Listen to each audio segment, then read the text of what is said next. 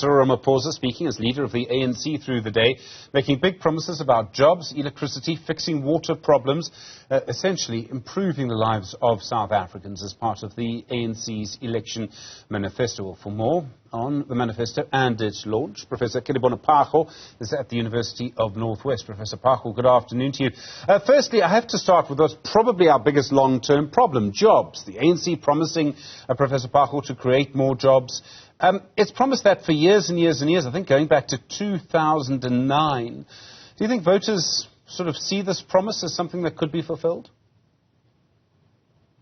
Thank you, Stephen, for the invitation, and greetings to the viewers at home.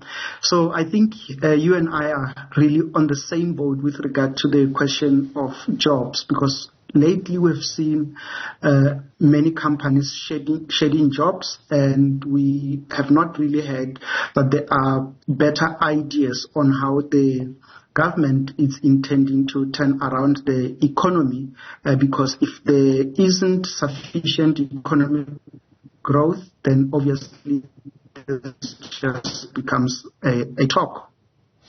It's interesting to look at sort of what the ANC starts off with. It starts with jobs, food security. It does mention a basic income grant, dealing with reducing violent crime. If you look at this document, if you look at what the President said earlier, do you think that this is what South Africa wants? What I'm trying to get to is this suggests perhaps that the ANC's listening tour that it had, its election manifesto review tour last year, that actually it understands what people want? I think the ANC is embattled, and I think they have completely run out of ideas. They have a sense of what is really happening in the society, what South Africans' needs are. But I think they just do not have the intellectual capital and the necessary skills in government to translate, the ideas into a reality. So, and it becomes quite quick and easier to then promise a basic income grant, and because it becomes a welfare state and everyone else seems like they are benefiting. But I think to create a sustainable society, a prosperous society, we need to create projects and activities that are much more meaningful, sustainable, that can actually help government to widen its tax base. And I think if we don't do that, but we focus more on the social grants, it just does not look like a sustainable intervention at all. There's also the idea, and this idea has been around for a while, of a sort of national youth service. I think it would basically be a year or two of a sort of program for young people. In the manifesto, it talks about doing this with the South African National Defence Force. And look, I'm old enough to remember when, conscription was compulsory for white people. I think for some people there are difficult memories of this.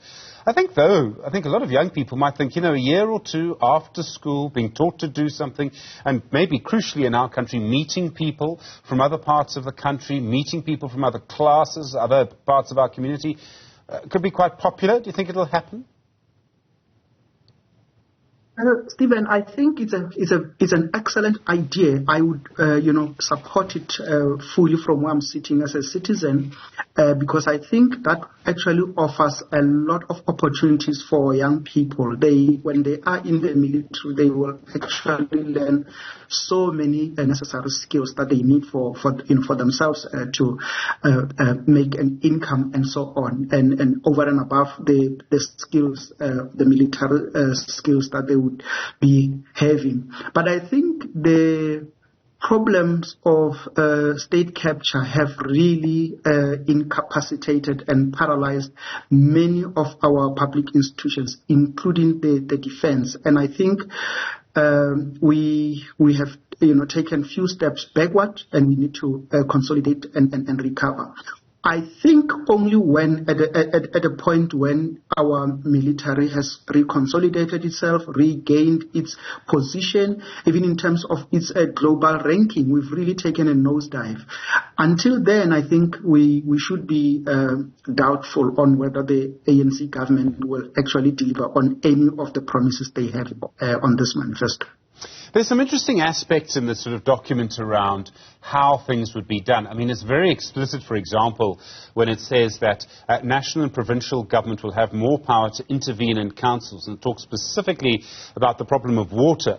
And Senator Mkhunu, the Minister of Water Affairs and Sanitation, he's been very vocal, saying that he wants to intervene, for example, in eThekwini, where they've had big problems there.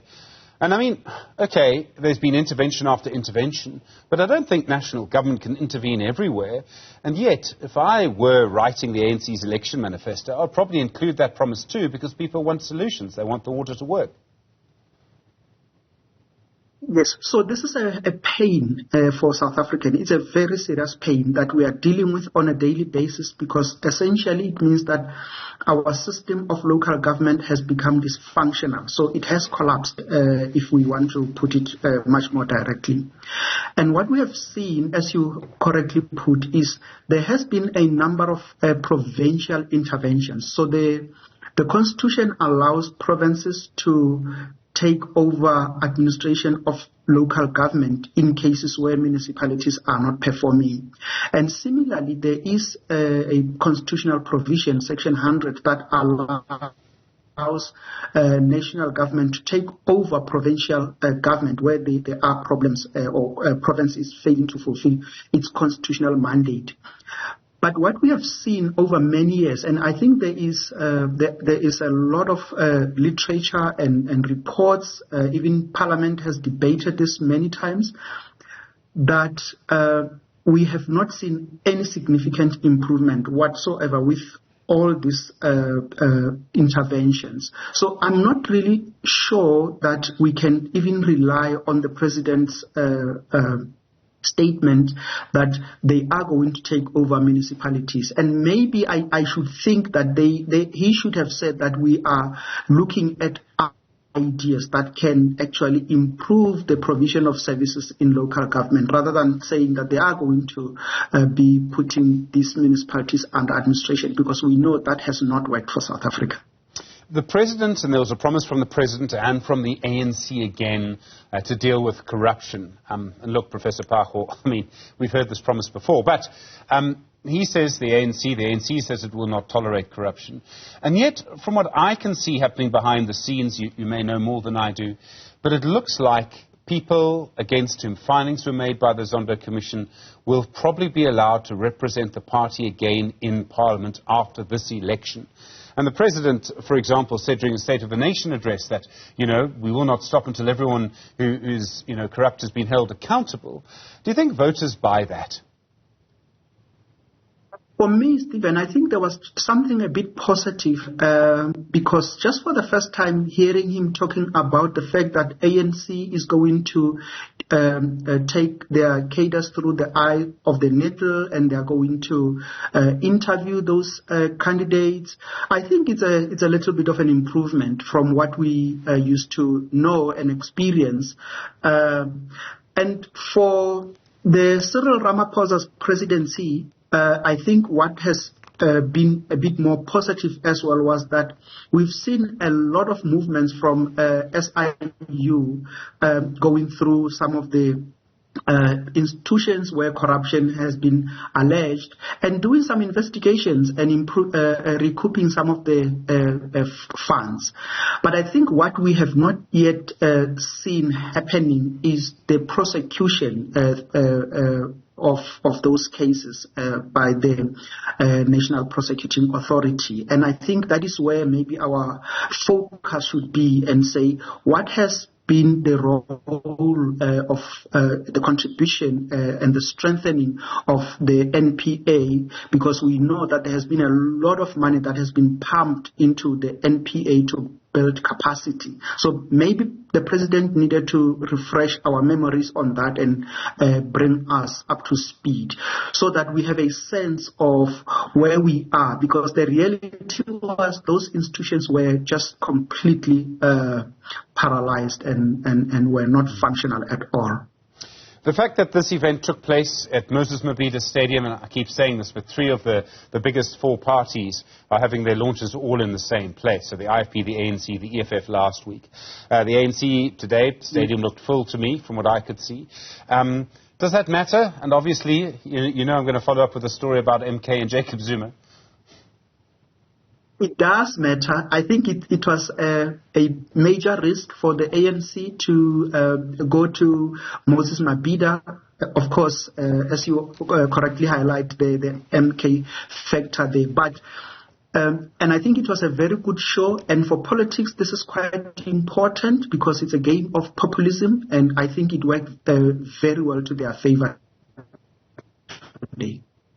Are we going to see, do you think, and I mean it's hard to know, but I know that MK and Zuma was on the campaign trail yesterday. He said, for example, this is the former president now, he said that he had ended load shedding.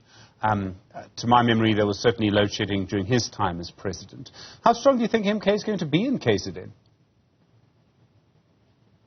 Look, I think they have to be very careful. The ANC in particular, and to some degree IFP, they really need to be extremely cautious because, the politics of Jacob Zuma have been known for many years, since since he was dismissed from the administration of Thabo Mbeki. So he went straight to the ground and lobbied. So he has always been associated with the grassroots, and he has always been doing very well. And I think the ANC know that about him, that he is a major threat for them to, especially with regard to the rural vote. So he's going to be very strong there, in my view, and I think they will need to keep the momentum of today's event if they want to bring in some pushback to the MK party. Professor Kedibone Phago at Northwest University, really appreciate the time, sir. Thanks very much indeed.